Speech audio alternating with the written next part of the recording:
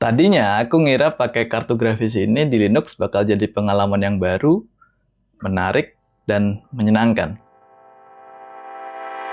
Aku habis nyobain kartu grafis Arch B580 ini di OS-ku yaitu Aurora Linux. Aurora Linux ini adalah derivatif dari Fedora Atomic.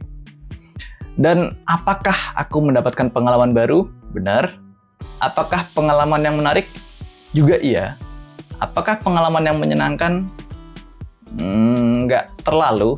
Jadi aku udah nyobain berbagai hal yang biasa dilakukan di kartu grafis di Arch B580 ini. Mulai dari AI LLM, AI Image Generation, encoding video, decoding video pakai streaming YouTube misalnya, pakai desktop, dan juga pastinya gaming. Untuk yang kurang mungkin aku nggak nyobain buat render sama modeling 3D. Jadi mohon maaf buat teman-teman yang pakai Blender misalnya. Langsung aja kita bahas satu-satu. Pertama aku langsung ke gaming dulu aja kali ya, karena VGA kan memang spesifiknya biasanya pakai buat gaming. Yang harus diperhatikan pertama adalah pastikan GPU-nya udah kedetek. Ini agak repot kalau misal pakai Linux, karena mungkin kalian pakai Linux distro yang versi LTS yang kernelnya jadul 6.11 misalnya 6.10 itu cukup yakin nggak bakal bisa jalan. Karena untuk menjalankan Arch B580 ini minimal menggunakan kernel 6.12 dan idealnya menggunakan kernel 6.13. Itu juga masih harus pakai Mesa yang sebaiknya yang terbaru ya 24.3 kalau nggak salah, tapi sebaiknya ke Mesa 25. Nah jadi ini yang bikin repot. Kalau misal kalian pakai Linux distro yang immutable atau atomic sama kayak yang aku pakai. Jadi kalau misal kita pakai distro yang immutable, kita nginstal launcher game kayak Steam, Heroic, atau Lutris, kita installnya lewat Flatpak. Padahal mereka bawa runtime-nya sendiri-sendiri. Dan tiap runtime yang dibawa ini juga bawa mesanya sendiri-sendiri.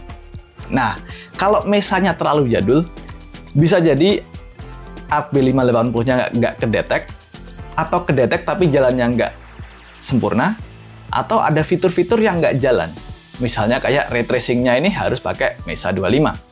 Oke, penjelasannya terlalu rumit. Jadi intinya aja, kalau kalian mau gaming pakai Arch B580 di Linux, intinya kalian harus memastikan bahwa semua hal terkait driver, kernel, dan lain-lainnya itu up to date yang paling baru untuk bisa hanya sekedar jalan main game di Linux. Dan itu juga harus menggunakan kebanyakan install atau setup runtime-nya menggunakan terminal. Ini nggak terlalu user-friendly, terutama buat gamer Linux yang awam aja, yang tinggal klik, jalan, dan mainkan. Yang kedua, ketika dia udah jalan sekalipun, dia belum tentu jalan dengan beres. Ini aku cobain main game Ratchet & Clank Rift Apart, dan kelihatan bahwa banyak sekali tekstur yang hilang, batunya hilang, penontonnya hilang. Ini udah kayak COVID ya.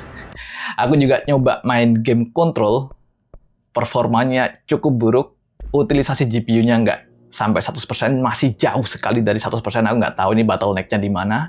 Dan ketika aku coba enable ray tracing, gamenya crash.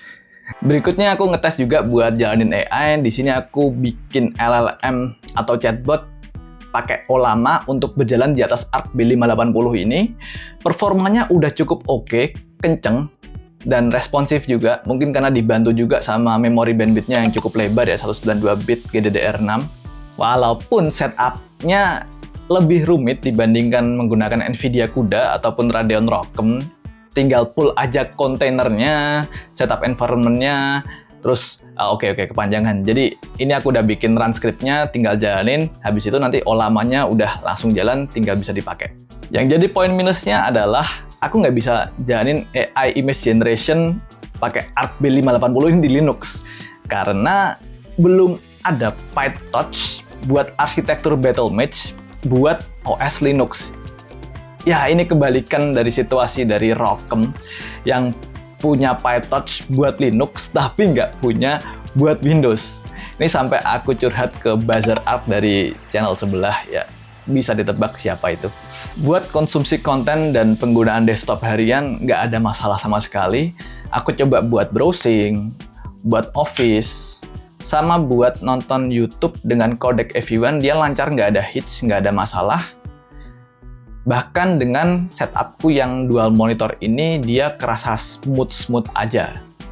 Nah, masalahnya datang ketika aku mau encode pakai OBS atau transcode pakai Handbrake. Aku nggak bisa bikin encodernya kedetek yang harusnya ada QSV alias Quick Sync. Jadi mungkin ini masalah dari Flatpak runtime, aku kurang tahu. Karena waktu aku tes buat transcode QuickSync AV1 pakai FFmpeg lewat terminal, dia jalan kenceng, beres, file size efisien, dan kualitas gambarnya juga bagus. Nah loh, jadi kesimpulannya singkat aja, aku belum bisa ngerekomendasiin penggunaan Intel Arc B580 ini buat kalian pengguna Linux. Buat kalian yang masih ngeyel pengen jalanin Intel Arc B580 di Linux, mungkin baiknya kalian pakai Ubuntu aja, karena secara resmi Intel cuma mendukung penggunaan GPU consumer ini di atas Linux yang distro Ubuntu. Produktivitas kayak generative AI, encoding, transcoding, ini belum bisa maksimal buat B580 di atas Linux. Buat gaming udah jelas, jangan pakai Linux, udah B580-nya dipakai di atas Windows aja. Nah, menurut kalian gimana? Apakah ada potensi buat Arc B580 ini bakal ramah ke pengguna Linux ke depannya? Atau ya udahlah, balik aja ke Radeon sama Nvidia? Atau kalian punya pendapat lain? Bisa taruh di kolom komentar di bawah. Sekian dari aku tentang ngetes Arc B580 di atas Linux. Aku Latansa dari OOT, Tabe.